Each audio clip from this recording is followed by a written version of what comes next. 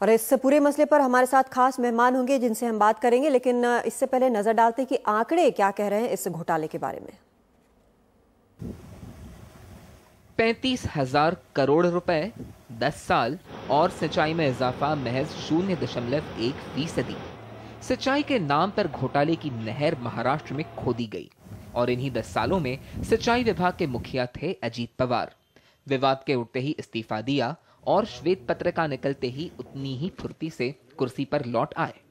कहा श्वेत पत्रिका के निकलने तक पद पर रहना ठीक नहीं था। लगे हाथ आरोपों पर भी सवाल उठाने का मौका उन्होंने साध लिया। अच्छा काम किया तो भी उसके खिलाफ कुछ न कुछ एलिगेशन करने की अपोजिशन वालों की हमेशा रीत रही है और वैसा महाराष्ट्र में भी वो कर रहे हैं। इस सरकारी श्वेत पत्रिका में विवादों पर सफेद लीपापोती हुई। सिंचाई घोटाले के इर्द गिर्द सवाल कई हैं, जवाब कोई नहीं। मसलन सिंचाई के अहम प्रोजेक्ट्स की लागत 3 महीनों में ही 3 गुना कैसे बढ़ी? विदर्भ की 32 सिंचाई परियोजनाओं की लागत 6,672 करोड़ से 26,722 करोड़ रुपए कैसे बन गई? कोंकण की कोंठाणा परियोजना 80 करोड़ से 450 करोड़ रुपए की कैसे बनी? इन सभी परियोजनाओं के टेंडर हड़बड़ी में क्यों भरे गए? 2 महीने नहीं हुए हैं तो क्लीन चिट किसने दी है, जांच किसने की है और श्वेत पत्रिका किसने निकाली है, किसी को पता नहीं है। इन सबके बजाय श्वेत पत्रिका में महज अब तक पूरी योजनाओं की जानकारी और निर्माणाधीन योजनाओं की समय सीमा के बारे में ही कहा गया है। यानी सिंचाई विभाग ने खुद पर लगे आरोपों पर खुद ही दस्तावेज निकाला। शीत सत्र में विपक्ष इस बात पर अजीत पवार और सरकार को घेरने में कोई कसर नहीं छोड़ेगा, खासतौर पर तब जब 72 दिन अजीत पवार सवालों के घेरे से दूर थे। मुंबई से योगेश दामले की रिपोर्ट, एनडीटीवी इंडिया। और इस पर चर्चा करने के लिए हमारे साथ खास मेहमान हैं। हमारे साथ दिल्ली स्टूडियो में सुरेश भटेवरा हैं, असिस्टेंट एडिटर हैं महाराष्ट्र टाइम्स के। उर्मिलेश हैं, पॉलिटिकल एनालिस्ट हैं। कई बार आपने इन्हें हमारे साथ स्टूडियो में देखा होगा। हमारे साथ अभी नवाब मलिक जुड़ रहे हैं, स्पोक्स पर्सन है एनसीपी के। और 2 और खास मेहमान हमारे साथ बस कुछ ही पलों में जुड़ जाएंगे। लेकिन सबसे पहले हम रुख करना चाहेंगे नवाब मलिक साहब का। काफ़ी देर से मैं देख रही हूँ अलग अलग चैनलों पे काफ़ी डिफेंड कर रहे हैं। नवाब मलिक साहब, अब वाइट पेपर आ गया, उस पर चाहे जो कुछ भी हुआ हो, लेकिन अब उप मुख्यमंत्री भी बन गए अजीत पवार साहब, तो क्या सब कुछ ठीक हो गया, सब दाग धुल गए, सब कुछ ठीक है? अब देखिए, आपके चैनल के माध्यम से कुछ सवाल आपने खुद उठाए हैं। आपने सवाल उठाया कि श्वेत पत्रिका में क्या जानकारी अधूरी दी गई। श्वेत पत्रिका, विरोधी पक्ष के जो हमारे लीडर हैं उन्होंने मांग की थी कि श्वेत पत्रिका लाई जाए। 0.01% सिंचाई क्षेत्र में बढ़ोतरी हुई है।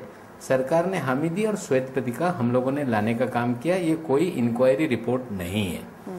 जो आंकड़े कहे गए थे कि 0.1% सिंचाई क्षेत्र में बढ़ोतरी हुई है, 28%। अगर हम एक्चुअल सिंचित क्षेत्र देखेंगे तो उसमें 72% बढ़ोतरी हुई है। पानी के बिना गन्ना नहीं हो सकता। गन्ने की फसल जो 538 हजार एकड़ पे लगाई जाती थी, आज वो 976 हजार हेक्टर पे गन्ने की फसल लगाई जाती है। आपने एक सवाल उठाया कि 3 महीने में दाम कैसे बढ़ गए। अजीत पवार ने कोई भी टेंडर को अप्रूवल नहीं दिया है। जब टेंडर भरे जाते हैं उसमें कंडीशन होता है कि कॉस्ट एस्केलेशन का क्लॉज होता है और कॉस्ट एस्केलेशन की गणना जो होती है सीमेंट, स्टील, लेबर और डीजल की कीमतों पे एक नेशनल इंडेक्स होता है और उसी कंडीशन पे टेंडर दिए जाते हैं।